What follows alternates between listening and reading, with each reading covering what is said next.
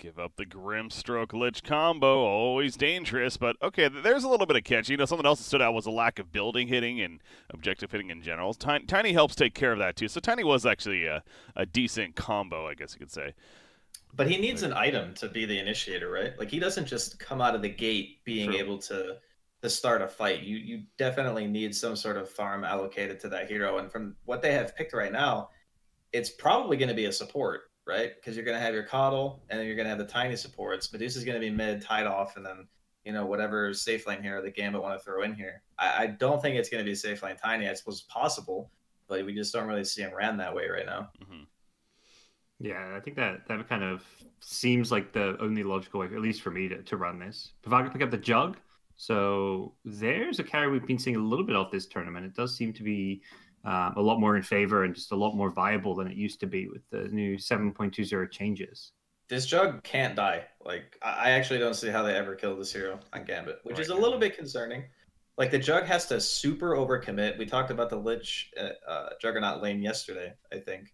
We saw it on one of the matches, and it's still just ridiculously strong.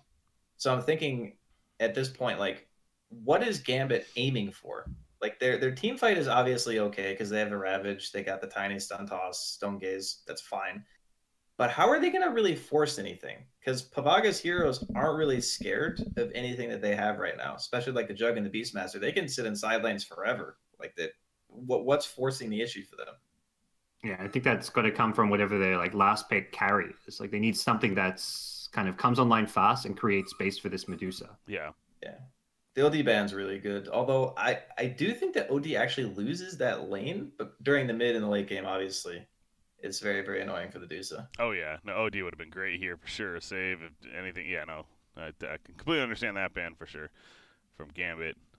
But again, we also look at I keep going back to as these teams draft. It's that reserve time only being a minute, 70 seconds less than usual. It does add up, and so you're thinking that much quicker having to respond. So Timbersaw is going to be the final ban for Pavaga. Both teams needing their mid hero most likely. There's a Kunkka. Okay. Very solid matchup. That hero is, in my opinion, his laning phase is broken. Like, it is just, his cleave damage on Tidebringer is unbelievable. There's very, very few heroes that can walk to a lane against Kunkka and actually win at this point. Yeah, I think their draft is very, very kind of early mid-game focused here. If they get off to a good start, which they should, I feel like their lanes are just so strong. Kunkka, his lane should win. You know, you've got Grimstroke, Lich, who are both kind of strong laning supports as well. With Jug, Beastmaster, we could see Pavaga win like 2 to 3 lanes and just snowball out of control. Their mid-game push is also very scary. Juggernaut with Beastmaster, they can take objectives. Kunkka's actually pretty good at kind of pushing objectives early just because you can't defend towers against X. If you get caught by an X, you're just going to die. That's an Axe final pick. Can't say we saw that one coming. I mean, it does solve some of their issues, though, right? Like, they had nothing to address the Jug until their last pick. They had actually 0 ways of killing the Jug at all. The Axe gives them a method of being able to do that. You also have another hero who can start the fight. Like, when you have a team like Gambit's and your Tidehunter is the only way of starting a fight, really, besides like a Tiny who's probably, depending on who gets the farm priority, I guess he could get a blank at some point, but you want another hero to be able to go in. You don't just want to have to rely on, oh, the Tide has to get a perfect Ravage or the game's just over. Yeah, that's a horrible way to play Tidehunter, in my opinion. So I like the fact that it solves 2 things. They have another hero that goes in, and they can also kill the Jug now. That's a core Tidehunter, by the way. We'll talk about that in a second. As you also notice on your screen, es.bet. You can head to the such site and place a bet on those odds right there. So as you saw, a very, very close one here going into it. Again, our first round matchup even of Gambit versus Pavaga. And I definitely agree with that. I mean, this is a matchup where I personally don't favor either team. And it's just going to be a case of possibly going the distance, and obviously the better team that plays here in the series will come out on top. But going back to that point here, I've gotten the chance to see a mid Tidehunter a couple of times, especially after the Anchor Smash change. And again, if you get to level 25, that 250 plus damage talent, I believe it is, Tidehunter can get pretty scary, and his damage can get intense to deal with. So I'm looking forward to that. Yeah. I've seen like 1 or 2 of these like farming tides. When I say farming, I mean like not even 3 position, like this 2 position or safe lane. Like I think he's gonna be in the safe lane. Dax's the carry play. He's probably gonna be mid, and it's pretty potent. I think it actually kind of can be a kind of viable carry of sorts, especially when you have a Medusa mid. Like this is like 2 cores that can complement and really enable this Medusa to carry the game. I mean, the strategy of this game, it feels quite literally, is just walk at them.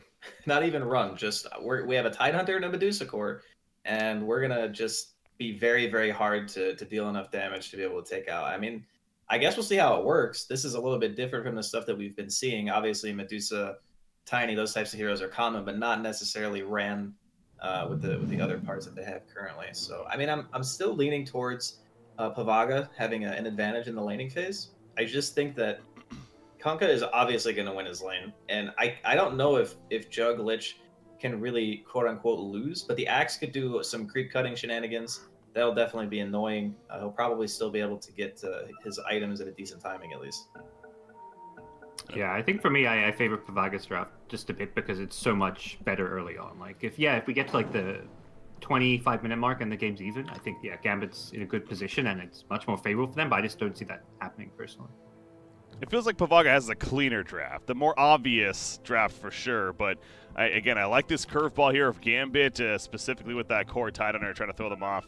Like I said, some shenanigans from Axe perhaps coming out with cutting the creep wave. Do they really have the best way to deal with that? I mean, I suppose a Lich might not be bad for dealing with that, even the Grimstroke for that matter. So if it comes to it, might be able to take care of it, but we'll see as we are starting things off now, and you look at how the lanes are possibly setting up with Grimstroke and Beastmaster heading towards the bottom lane. Currently, it's Tidehunter at the bottom, actually. So you mentioned how Kunkka should definitely win that mid matchup, but now with Tidehunter at the bottom, and instead it's going to be Medusa in the middle. Does that change your mind a little bit? No, that's what we expected, actually. Well, yeah, because the Tide wants to go in lane against the Beastmaster because the biggest strength of Beastmaster in the early game is he has good amounts of attack speed and his boars are really, really annoying to deal with. So you go to the lane with a hero that just skills Kraken, and at level 3 you could be like 0-1, for example, and you will just take 0 damage. So even if he's got the boars on you 24/7, which is the whole strength of that hero's laning phase, it just doesn't matter. So that in of itself, I think is a really cool idea, which is why I'm interested to see how like the core Tide kind of works out. But the Kunkka should win mid. Just like I don't see how that hero loses to Medusa. You'll lose your mana or whatever, but Tidebringer eventually just is the great equalizer. Yeah. Yeah, that's the other thing I do remember from seeing the core Tidehunter as well, again, that mid or safe lane role in this case, is that the Kraken Shell's, I think, one of the biggest things about it, where essentially he doesn't need a BKB. You know, it kind of reminds me of Tiny, you know, with that status resistance, but even stronger to an extent, where he's just constantly having that Kraken Shell proc, and it seems like he's not only taking little damage, but obviously you can't really lock him in place for a long time. So, again, we'll see how that works throughout, as top lane already a bit of action off the bat. They are running the tri-lane. We got the Tiny Coddle support up here with the Axe. So that's, talk about a very aggressive in-your-face tri-lane up here. Yeah, it's a good idea from Gambit. You obviously want the Axe to get farm. The way that he's positioning right now, he'll be in solo EXP range. So his Tiny and his Coddle are not really going to get a whole lot in terms of EXP, but they will stop Lantimos from getting farm. And honestly, the Tidehunter should be fine. If he hits level 3, I don't really think he'll solo die unless he makes a tremendous mistake. And then the mid lane is obviously the one we talked about before, where we think the Kunkka's going to win. We'll get to see the lane breakdown. But yeah, I think the tri-lane from his Spirit is it's a good idea as long as the Tidehunter doesn't get crushed, which I don't think he will. Yeah.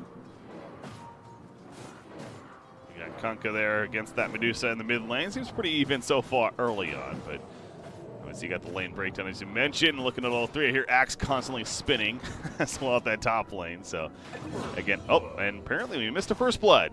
Happened somewhere. That was J4 going down. Axe dies in response, though. Okay, hopefully they got a replay of that to show us. But Axe at least got the first blood, I suppose, right before, but does die shortly after. So, yeah, they are going to send both supports even to try to slow that down. And, again, that's you kind of – it's a case of, do you just let it go completely free, or do you actually try to address it and not let the Axe do what it just wants with that lane push? And we see that Pavaga is at least trying to respond. You think that's a smart choice, GoDz?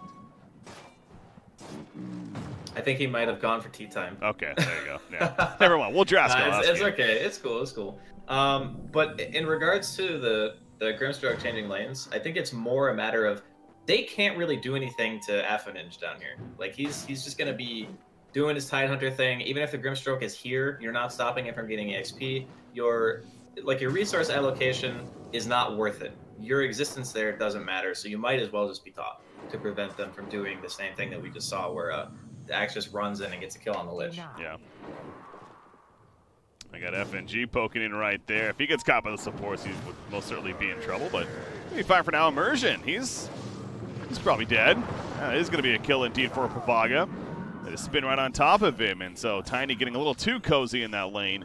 And yeah, with the, we mentioned it many a times, Lich, Grimstroke. I mean, the double Train Frost is one thing, but just their whole skill set together is extra dangerous to deal against, especially in the laning phase. So they are going to have to respect that here at the top lane. And this is a try versus try lane that, yeah, the axe is cutting, but now with both supports up here, as you talked about, I mean, I could see Pavaga potentially doing pretty well, but Juggernaut is still lacking in the CS, I suppose. Yeah, but they have good kill potential here. Like an Inkswell, the Ice Shield or whatever, and the Spin. It's very, very dangerous. And we're seeing here, Berserker's Call comes out, though. Afterlife, he gets one kill, he goes down himself. As the Inkswell does pop up, Palantimos will also be picked off with a big tree thrown in his face. And a 2-for-1 exchange favoring Gambit. So yeah, quite the clash, but Gambit does come out on top in that case. The spell usage on Gambit was on point. Like the Illuminate hit multiple heroes, the Ava hit multiple heroes. That was just very, very good spell usage. And yeah, that if those kind of trades keep happening, then I could definitely see Pavaga starting to fall a bit behind. But as we already spoke about before, like Tidehunter is definitely pulling a little bit ahead in the bot lane, and mid is actually still relatively even. So I'm impressed that the Medusa is able to keep up with the Kunkka. Yeah, 19-4 and 21-8 Kunkka. So as we pointed out, I call that pretty even. As well, I was going to say 5-minute bounty runes, but no, it's 4.5 minutes. So Tidehunter going there early. Back to the top lane, though. Axe is going to fall. The spin on top of him. And again, the coordination, his use of the spells there. Simply cannot get away due to the massive slows. Immersion, he'll be fine, but takes plenty of damage in response, too, as he's walking away. But we are going to see those 5-minute bounty runes coming up, so already have plenty of action in this game, potentially more to come shortly here. Now, the heroes on Pavaga are quite low on mana in this top lane, but it looks like they're just going to forfeit the rune either way. Like J4, I don't even think had enough mana to cast a single spell there. Maybe they, I guess the Tiny, he's got 2 mangoes. Yeah, they probably could have contested that a little bit more. Yeah. Probably just gun shy after getting spun and ice armored so many times in a row. That stuff is crazy obnoxious. Yeah. That is the one thing with the new Lich. We've talked about it plenty yesterday, but mana issues. He, unlike before, because he really just didn't have much to do, and well, he got mana back for one of his abilities. Now he has mana issues potentially, so you do have to address that, obviously, with mangoes or whatever else earlier on. But that is something that you will find yourself running into with constant. It's the bane action. of being a useful hero, you know. Right. You just if your buttons are good, you want to press them, and then they cost mana, so you need mana items. First world problems in Dota. It happens.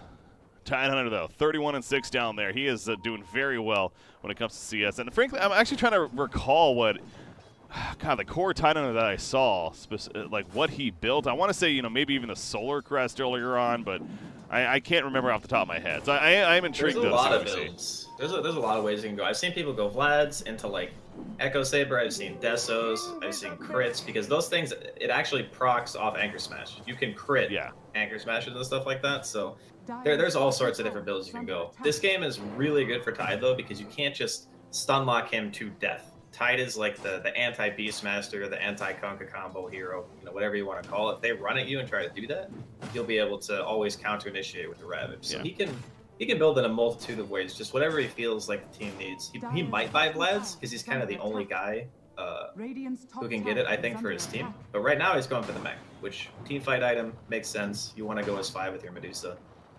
So that is interesting to me. He is not focusing on that damage route, but again, you do have a Medusa, as you pointed out, and instead he's going to use this early farm to just really accelerate that utility that he brings to the table.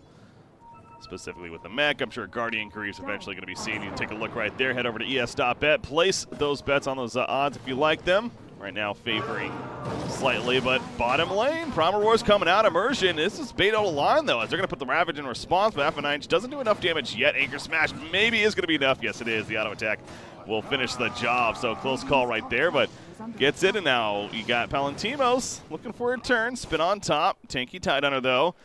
And he's going to make his way through the trees, and nope, he runs back into him. Oh, it looks like he was going to be fine, but ends up running back into him, unfortunately, and goes down. So at least Palantimos able to get some response.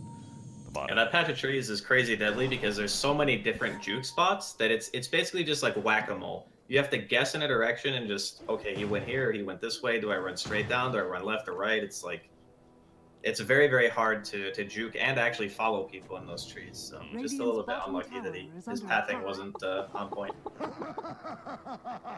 At Kunkka, though, 50 and 20, obviously with this CS, I've got to assume at least up their net worth, if not on top right now. In fact, right as I say that, they switch over, and sure enough, Kunkka is leading the way. So Pikachu, what are we expecting to see on good old Kunkka here? His Afterlife top lane. He is going to fall. Pushed a little too far up right there behind the tier 2 tower even. What kind of early build would you think we'd see? Usually it's like a Bracer or two. You see some Treads, Armlet, maybe Shadow Blade into crit, things like that.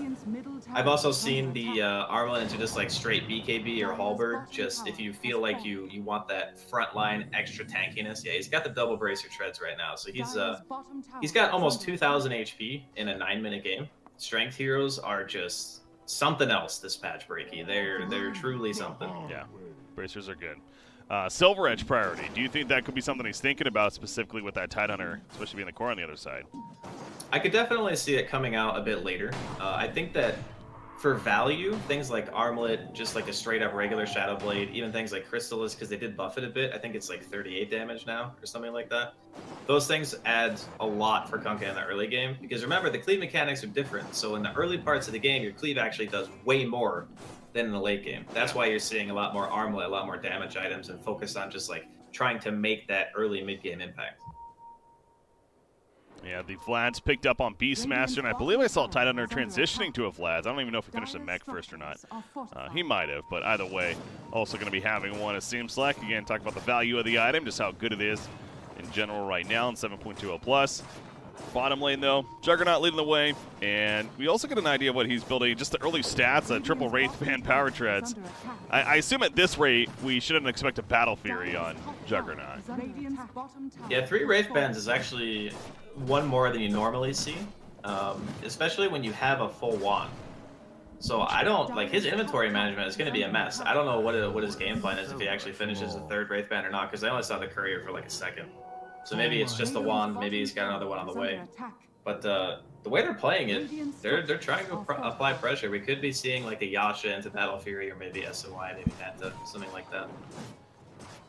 Oh, there's the Vlads on Tidehunter, so both teams do have one now. As Palantimos is pretty far up here, but he's got support. Yeah, Tidehunter TP's in, so bottom lane Ravage is ready, I'm guessing, for Tidehunter. I don't know what we're watching at the top lane. Watching Tiny Farm a little bit. Bottom lane, Tidehunter, he's being spun on. If he has Ravage, now would be a good time to use it, and there we go. He's got a little bit of response as well from Coddle. That's kind of it. Immersion's also now TPing in, but he gets locked down with the Primal Roar immediately. However, they already kill Lich. Palantimos says C2 deep in here. Frost Shield on him. There's the Omni Slash. There's so many targets. He gets a couple of good hits on a Tidehunter, but not nearly enough, and he is ultimately going to get out of there as makes his way back to base. So. Yeah, the old Omni TP. I was going to say. Nice call. Yeah, it's a little you couldn't confusing. get out any other way because the spin was on CD. Okay, so able to TP out. They still get the tower though. Tier 2's down. Wasn't the worst because they exchanged like their ultimates. The Tidehunter Ravage. Omni's I think a shorter cooldown by like 20 or 30 seconds or something like that. The Roar is going to be up soon as well. So all in all, that wasn't bad at all for Pavaga. And they're going to get another tier 1. It looks like Kunkka's going down mid. Yeah, objective gaming at its finest for Pavaga. Coddle trying to deny that middle tower, but the misses. He is going to get the tower kill at the end, though, on Pikachu. J4 goes down elsewhere. Up at that top lane, thanks to Axe. Looks like Culling Blade coming into play. Good find for him. Tidehunter runs in a Juggernaut, but not a battle either one really wants to take. They'll just fall back from one another. Don't know the progress on Axe just yet, but I assume we see at least the early Vanguard. And then the blink to follow is kind of the traditional hit. There we go. It's like he's listening. We got the blink coming up next. So, yeah, it's a pretty good farm for Afterlife on the Axe. Yeah, it's pretty tough for them to stop him. I guess we're gonna see the replay of J4 getting kind of just smushed here. I guess they missed it with the primary camera, but yeah, this is pretty classic Axe stuff. He doesn't really start to become a true terror until he has the blade mail against heroes, especially with the Beastmaster on the team, because you're attacking so fast, you can actually just kill yourself if you're a Juggernaut, for example, with your triple Wraith Band build. But it looks like Palantimos is gonna still opt for the Battle Fury, even barring the triple Wraith. The way that I see it is Battle Fury is an item that you buy when you're not completely sure if you can go high ground now. So we're gonna see a little bit of the scuffle here. Oh yeah, that's a big smoke. The X to open, ship eventually going to be coming out. Will-O-Wisp is used, though. The ship's a little bit later than maybe expected. The Will-O-Wisp deterring things. Pikachu's drinking the rum out for immersion. Soulblind on him, as well as a Tidehunter. Tidehunter, he's making his way in. Doesn't have a Ravage just yet, though, as Afterlife going to be knocked away for the Primal Roar. And Lowell on that Grimstalk, unable to run away in time. You see the Chain Frost bouncing around on the back lines. 4-kill streak stopper in favor of Afterlife right there. The Ravage eventually comes out as it comes off cooldown. They take out Beastmaster. They're going to kill Kunkka, and they're just cleaning up on the side of Gambit Esports right here. Now the hero blocking coming into play. J4, he is most certainly dead as well. They do lose Caught on the back lines. Looks like Juggernaut able to get back there and pick somebody off, but no doubt numbers favoring Gambit Esports after that fight. Yeah, that was a really unfortunate way to smoke, because they walked up the hill, they got their smoke revealed, and the Will-O-Wisp immediately came out from FNG. I think it hit like 3 or 4 heroes straight up. And then towards the tail end of the fight, once a lot of the spells had already been used, the Ravage comes out from the Tidehunter and hits on 3 that are all standing like right on top of each other at the bottom of the ramp in that same spot. That was just a really awkward place to take a fight, especially when you're playing against heroes that just have this enormous like AoE potential. Kato? He says hello to a little friend right there. F9's not going in as well. That gush with the Anchor Smash, so much damage. But Lich is going to survive thanks to the Frost Shield. Of course, attempting Roshan somewhat. Afterlife dies elsewhere. He died at the top lane of Juggernaut, it looks like. I got to think maybe an Omni Slash came into play right there or something, but that's a big kill because now you see him running down, and yeah, he most certainly wants to pick up these fights now. And we talked about him going that Battle Fury build, but that's the other thing too. Usually when you see these Battle Fury builds being gone for, that means that they're going to be a little less active, just farming. But I think it goes back to that triple Wraithband power treads once again. He can combat earlier on much more effectively now, and still will go back to the Battle Fury ideally. As I'm guessing he's at least still committed for it. Yeah, Juggernaut also kind of just fits that kind of niche where if you have your ultimate, for example, like you mentioned, he probably got Omni, the axe there. If you have that button, you can still walk the fights, even if you don't necessarily have like the greatest amount of farm. They're trying that Roshan, but not a free Roshan by any means. In fact, Will-O-Wisp put down spin from Palantimos. The Chain Frost, I think it is 2. You have double Chain Frost with the Soulbind, doing some good damage. And Afterlife feeling too much damage. He eventually goes down. F9 in the midst of it, popping that Anchor Smash down. Palantimos has to respect it. He's walking away, limping away even. And Immersion cannot finish the job. X will pull back Daxok, but he's just going to throw out that Mystic Take. Out comes the Omni Slash, so he didn't use it before. He uses it now, gets a double kill out of it. Ends up being a huge Omni. Taken out too, including the Tidehunter, and Palantimos resetting once again. Man, they are living life on the edge for Pavaga, but it worked out well. That was an amazing fight from Pavaga. That raises a lot of questions, though. How the heck did Afterlife die without getting Omni'd to a solo Jug? Yeah. There must have been some real shenanigans that happened before that Roshan fight, but I mean, the Will-O-Wisp came out, it was nice, but there just wasn't really any damage output. Like, the boat buff comes in, his Kunkka's super tanky, he's got that damage reduction from the rum and the movement speed. So even though they were kind of being, like, stunned, there just wasn't really any oomph to the fight. So, no gas in the tank, no Ravage. It is up now, so if they want to go back in, they're the ones who are not going to have Omni or Roar this time. Very, very scary stuff. Yeah, now it's definitely Gambit's turn to come out on top right here. So the fact that they're still committed, Medusa scouting it out with the illusion. Yeah, Pavaga, they're in trouble. There's the blink in. Palantimos to target the Ravage on top of that. Down goes Juggernaut off the bat. The ship could not save him in time. They still want to fight, though. He does have a buyback on Juggernaut. In fact, there we go. He is going to use it. Immersion tosses back in. Grimstroke. Pikachu trying to keep his distance. Blinding Light pushback, but now Palantimos back into the fight. Again, no Omni Slash for 40 seconds, but he still does some good damage. Sitting on top of Doxok. The Mana Shield eventually going to wear off. Nope, never mind. Pops a stick or something. Gave him Mana, I guess the Chakra there. from Kata will keep him alive as the Stone Gaze also forces them to run back. Cheshire Cat, he throws out the Promeror, double Chain Frost once again bouncing around because of the Soulbind. They get the kill in Afterlife. Afterlife as well in trouble. No Ravage or anything to save. He has an Anchor Smash. Can use it at the last second, but the spin on top. He pops the stick. It's not enough. He goes down. Immersion going to fall as well. And some way, somehow, Pavaga still comes out on top of the fight, even losing Juggernaut. I guess they blew their load early on a Juggernaut, and with the buyback, they're able to still fight it. It's still not a free Roshan, though. They got the healing ward. They're trying to get some HP right now. But the Mystic Snake's flying into the pit. There's another Coddle Blast. This is really risky. Going back in. Roshan getting low, but as you mentioned, risky indeed. Will-O-Wisp put down, so they get the kill on Beastmaster and the toss to finish off Kunkka. Juggernaut found himself running back in. A double kill for Medusa. Buyback on Kunkka. What is happening this game? Finally, Gambit will actually take Roshan when it's all said and done. I mean, Pavaga won multiple fights there at Roshan and still could not get it for themselves. Gambit takes it.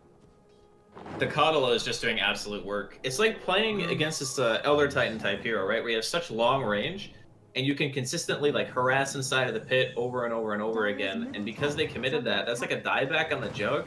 That was ultimately, it was a nice commitment of resources and an idea from Pavaga saying, okay, we got the double Chain Frost off. This fight should be ours. But the reality is a healing ward just didn't do enough on its own. And they end up getting reinitiated on again, and that's huge for Gambit. Like, they're walking down to tier 1 right now. This one should be pretty much free. They're going to have the Aegis on Daxak, and this is so rough because the Ravage is going to come up again, and they're going to have to fight into the Aegis and Ravage soon, and that is a true terror.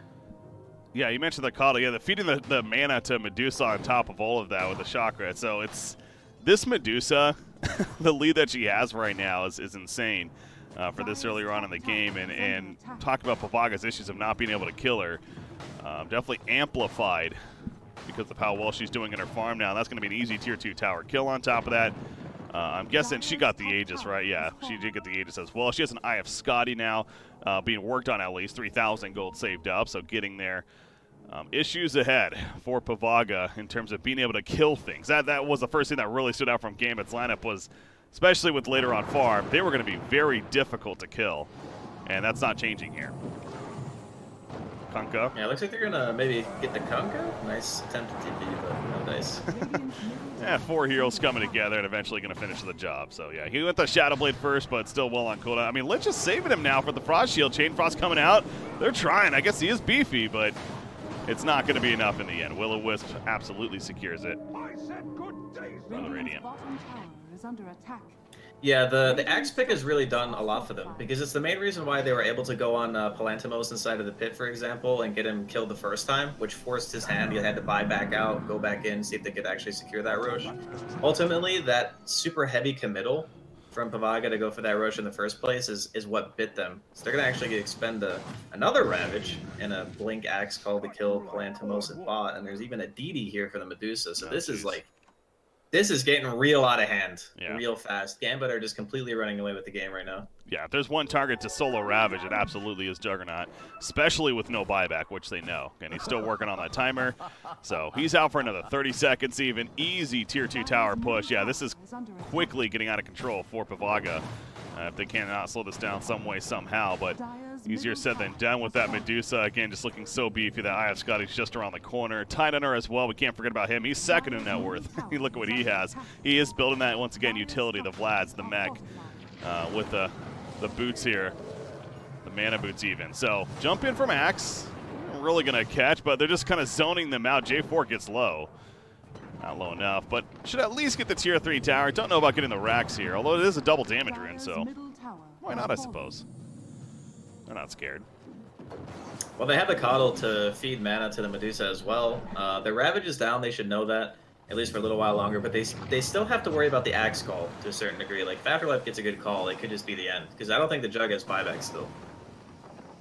Oh, yeah, no, it still has to at least be a couple of minutes. Soulbind's put up, but it's just on Medusa right now. No one's getting close enough, because why would they? Medusa could just do this by herself. They have the backup threat. It's the threat of the call that we're talking about rather more than the actual use of it. We do see the call being used on Pikachu, pulling him in. Doxak getting somewhat low, but he has the Aegis worst case. They take out Juggernaut. They kill Kunkka. The game could be over just like that. No buyback on either. And this is easy racks, possibly more. God, that was such a nice initiation coming in from Gambit. They get the 2-man blink call, and then FNG actually hit a 5-man Will-O-Wisp. The Beastmaster, or Cheshire Cat, walked out of it like after the first pulse, I think, but he actually hit 5 heroes with that. Like, how do you do anything to that right now if you're Pavaga? You just don't have enough in the tank. Like, their laning phase was pretty solid, but that Roshan committal just crushed their chances of winning the game. Yeah. It was an all-in Roshan fight. Multiple buybacks on either side. I mean, we were only like 17, 18 minutes into the game at that point, but both teams were very committed to making that Roshan work. And Gambit, it paid off for them clearly in the end. So Guardian Greaves delivered to Tidehunter. Meanwhile, when Medusa just able to sit here with 0 threat, just easily taking out your racks, you know you're in for a very difficult task here as far as coming back. The Aegis is reclaimed. Doxok getting somewhat, well, not really somewhat low. Half-Life Ravage is eventually going to be used. Omni Slash on top and bouncing over to targets. Pops a Guardian Greaves, and now Juggernaut going to be tossed in the air. As soon as he comes out of the Omni Slash, he's dead once again for 45 more seconds. Still no buyback timer up. I do think Gambit should think about retreating here, though. Might as well, be happy with what they've gotten, or maybe not. They're still going to stick around.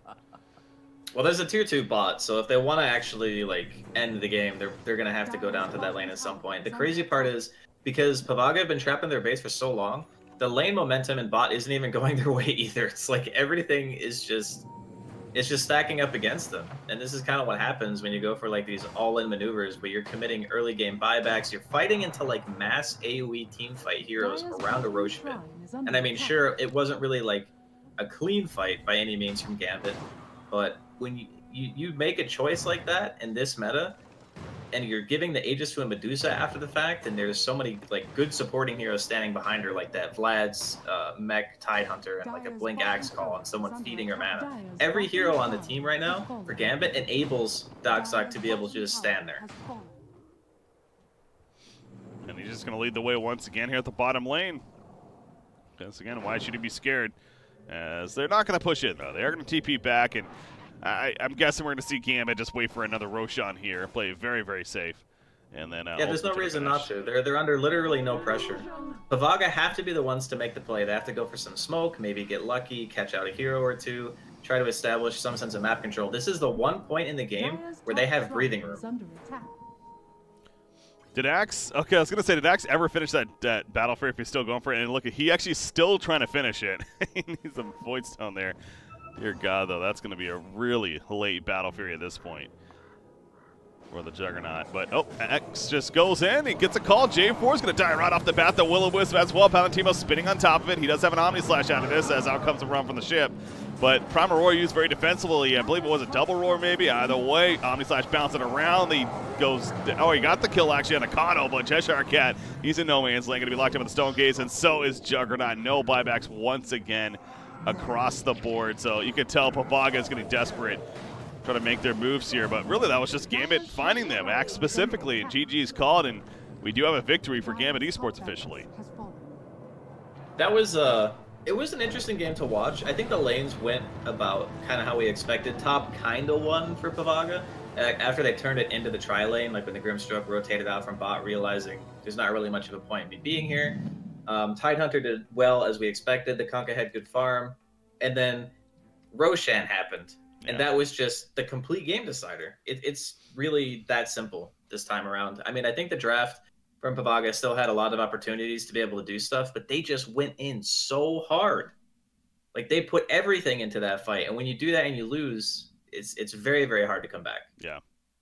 Yeah, it really is something that's, again, the draft, I actually somewhat liked Pavaga. I think we all kind of agreed on that across the board, and I don't think they're playing necessarily that bad. It really just was that one fight that helped determine the ultimate outcome of the game. It made it seem a lot more one-sided than it actually was for at least the earlier parts of that game. But it is a pretty easy victory in the end for Gambit Esports as they take about a 25-minute victory or so behind a 7-0-10 Medusa, but obviously plenty of teamwork around here to allow that to happen. So we are going to go into that break as far as game number 1 in the books now with Gambit up 1-0, but game 2 going to be coming up next. Again, this is our best of 3. First best of 3 that are coming at you today. This is our last first round matchup, though, After this one, we'll be heading into the quarterfinals. And in fact, a quick reminder on that too, the winner of this is scheduled to play later today against Forward Gaming. So that's kind of just how the schedule worked out right here, and something to look forward to when it comes to these teams competing. So looking forward to that. Gambit Esports up 1-0 over Pavaga. Ladies and gentlemen, stay tuned. We got that game number 2 coming up next.